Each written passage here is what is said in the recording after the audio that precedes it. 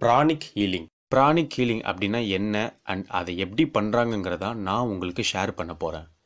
Pranic healing அப்படிங்கிற வார்த்தையை ரீசெண்டாக நம்ம நிறைய பேர் கேள்விப்பட்டிருப்போம். அது எங்கன்னு பார்த்தீங்கன்னா நம்ம சூப்பர் ஸ்டார் நடித்த பேட்ட படத்தில் தான்.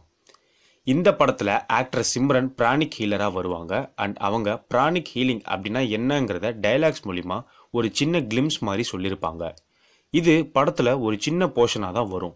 ஸோ இந்த டாப்பிக்கை தான் கொஞ்சம் டீட்டெயில்டாக நான் உங்களுக்கே சொல்ல போகிறேன். பிராணிக் ஹீலிங் அப்படின்னா என்னன்னு தெரிஞ்சுக்கிறதுக்கு முன்னாடி நம்ம உடம்பை பற்றின சில விஷயங்களை நம்ம தெரிஞ்சுக்கணும். நம்ம உடம்பையே ரெண்டு வகையாக சொல்கிறாங்க. ஒன்று நம்மளுடைய பாடி, அதாவது ஃபிசிக்கல் பாடி. இன்னொன்று இன்விசிபிள் எனர்ஜி பாடி. இந்த இன்விசிபிள் எனர்ஜி பாடிங்கிறது நம்ம உடம்பை சுற்றின ஒரு ரேடியேஷன் மாதிரி இருந்துகிட்டே இருக்கும்.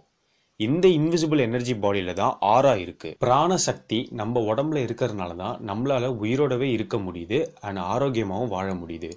இந்த பிராண சக்தி எங்கெங்கெல்லாம் கிடைக்குதுன்னு பார்த்தீங்கன்னா சூரியன், பூமி, காற்று, இது மூணுத்துலேருந்து தான் பிராணசக்தி கிடைக்குது. அண்ட் இதை முதல்ல அப்சர்வ் பண்ணுறது யாருன்னு பார்த்தீங்கன்னா இன்விசிபிள் எனர்ஜி பாடி.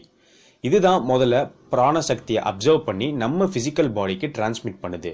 ஸோ இது பிராணசக்தியை நம்ம உடம்புக்கு அனுப்புகிற ஒரு மீடியமாக வேலை செய்யுது. நம்ம உடம்புல மொத்தம் 11 மேஜர் சக்ராஸ் இருக்கு. ஒரு சக்ராஸும் ஒரு ஆர்கன் வேலை செய்யறதுக்கு காரணமாக இருக்கு. நம்ம உடம்புல ஏதாச்சும் ஒரு ஆர்கன் நார்மலாக இல்லை, கெட்டு போச்சு அப்படின்னா அதுக்கு ரிலேட்டடான சக்ராஸ் சரியாக வேலை செய்யலைங்கிறது தான் அர்த்தம். இந்த physical body and invisible energy பாடிக்கு நடுவில் இன்னொரு விஷயம் என்ன சொல்கிறாங்கன்னு பார்த்தீங்கன்னா, ஃபிசிக்கல் பாடி, அதாவது நம்ம உடம்புல மூட்டில் வலி இருந்துச்சு அப்படின்னா அதே இடத்துல எனர்ஜி பாடியிலையும் அந்த வலி இருக்கும்.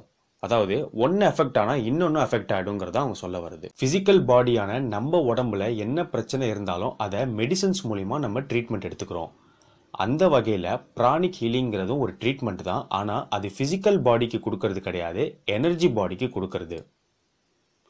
எப்படி ஒன்று எஃபெக்ட் ஆனால் இன்னொன்று எஃபெக்ட் ஆகிடும்னு சொன்னமோ அதே வகையில் ஒன்று சரி செஞ்சுட்டா இன்னொன்று சரியாயிடுங்கிறதா அவங்க சொல்ல வந்த கான்செப்ட். இந்த பிராணிக் ஹீலிங் டெக்னிக்கில் சொல்ல வர முக்கியமான விஷயம் என்னன்னு பார்த்தீங்கன்னா, நம்ம உடம்புல என்ன பிரச்சனைகள் இருந்தாலும், எந்த நோய் வியாதிகள் இருந்தாலும் அதை நம்ம உடம்பே குணப்படுத்திக்கும். அதுக்கு அந்த தன்மை இருக்கு. ஸோ இதை ஆக்சிலரேட் பண்ணுறதுக்கு தான் இந்த பிராணிக் ஹீலிங் டெக்னிக்கை யூஸ் பண்ணுறாங்க. அதாவது நம்ம உடம்புல இருக்கிற பிரச்சனையை குணப்படுத்திக்குது இல்லையா? ஸோ அந்த விஷயத்தை, அந்த ப்ராசஸை ஆக்டிவேட் பண்ணி விட்டால் போதும், மற்றதெல்லாம் நம்ம உடம்பே பார்த்துக்கும். நம்ம உடம்புக்கு எந்த ஒரு மெடிசன்ஸும் ட்ரக்ஸும் யூஸ் பண்ண தேவையில்லைங்கிறது தான் இந்த கான்செப்டே. இதை எப்படி பண்ணுறாங்கன்னு பார்த்தீங்கன்னா, பிராணசக்தி, லைஃப் ஃபோர்ஸ், பிராணசக்தியை யூஸ் பண்ணி தான் இந்த ப்ராசஸை ஆக்சிலரேட் பண்ணி விடுறாங்க. இந்த பிராணிக் ஹீலிங்கில் இன்னொரு இன்ட்ரெஸ்டிங்கான விஷயம் என்னன்னு பார்த்தீங்கன்னா, இது ஒரு நோ டச் ட்ரீட்மெண்ட். அதாவது நம்ம உடம்பை எந்த வகையிலும் டச் பண்ணாமலே இந்த ட்ரீட்மெண்ட்டை பண்ணுவாங்க. ஃபார் எக்ஸாம்பிள், இப்போ நமக்கு தலைவலி அப்படின்னா நம்ம தலை கிட்ட கையை வச்சு, அதாவது நம்ம தலையில் கை வைக்காம தலை கிட்ட கையை வச்சு ஜஸ்ட் அவங்க கை ஆக்ஷன்ஸ் மூலியமாகவே அதை க்யூர் பண்ணுறாங்க. இந்த பிராணிக் ஹீலிங் டெக்னிக்கை சொல்லி தரவங்களும் சரி, அண்ட் இது மூலியமாக நம்ம உடம்புல இருக்கிற பிரச்சனைகள் குணமாகணும்னு போகிற பேஷண்ட்ஸும் சரி, ரெண்டு பேருக்குமே காமனாக இருக்க வேண்டிய விஷயம் என்னன்னு பார்த்தீங்கன்னா நம்பிக்கை.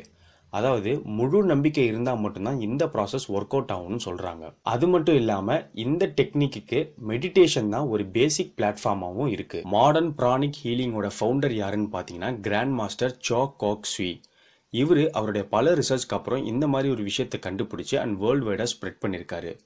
இப்போ பல கண்ட்ரீஸ்ல இவருக்கு ஹீலிங் சென்டர்ஸ் இருக்கு. இந்த பிராணிக் ஹீலிங்கிற டெக்னிக்கை வேர்ல்டு வைடா நிறைய பேர் பிராக்டிஸ் பண்ணிட்டும் இருக்காங்க. அண்ட் அது மட்டும் இல்லாமல் இந்த டெக்னிக்கை யூஸ் பண்ணி நிறைய பேருக்கு ட்ரீட்மெண்ட்டும் கொடுத்துட்டு வராங்க.